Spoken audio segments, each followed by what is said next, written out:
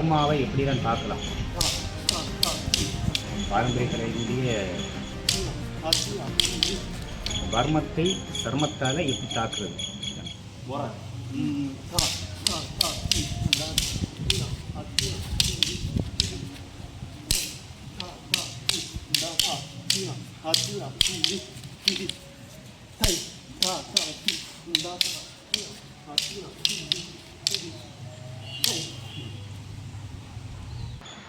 வணக்கம். தமிழ்நாடு குமரி மின்னல் திருமல் மின்னத்தின் தாசன்.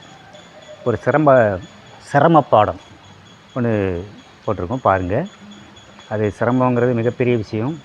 பாரம்பரிய கலையினுடைய கலையிலே ரொம்ப டேஞ்சரான கலை. பார்க்குறதுக்கு சும்மா அடிச்சு மாதிரி இருக்கும், அப்படி இல்லை. இது பர்மாவை எப்படிலாம் தாக்கலாம்ங்கிறதுக்கான ஒரு முறை தான் இந்த சிரமம் என்று சொன்னால் வர்மம், சரியா? வர்மத்தை சர்மத்தால் எப்படி தாக்குறதுங்கிறது ஒரு, அதாவது உடம்புல அடிப்பட்டால் சிரமம், அதனால் அது சிரமம்னு வச்சுக்காங்க. பாருங்கள், பார்த்து நீங்கள் பயன்படுங்க.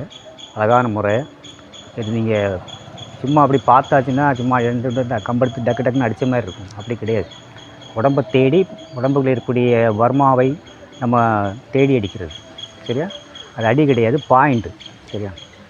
அடிங்கிறது நம்முடைய சிலம்பம், ஆல்ரெடி சிலம்பம் இருக்கு இல்லையா, அது வச்சு அடிக்கிறது, அதுதான் அடி.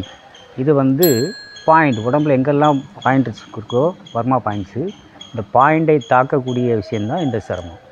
இது ரொம்ப ரொம்ப முக்கியமான ஒரு விஷயம்.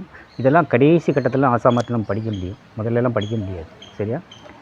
இப்போ அப்படி இல்லை, இப்போ வேறு மாதிரி ஆகிடுச்சு. படிக்கணும் விருப்பம் வாங்க படிங்க, சரியா?